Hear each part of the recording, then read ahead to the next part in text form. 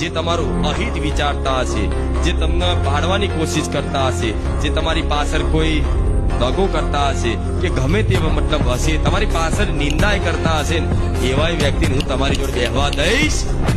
એટલે એવું ના કહેતા કે મારી તારી ભક્તિ ચાલુ કરીને તો હું તો એકલો પડ્યો. એટલે એકલા પડ્યા નહીં, મેં પાડ્યા છે.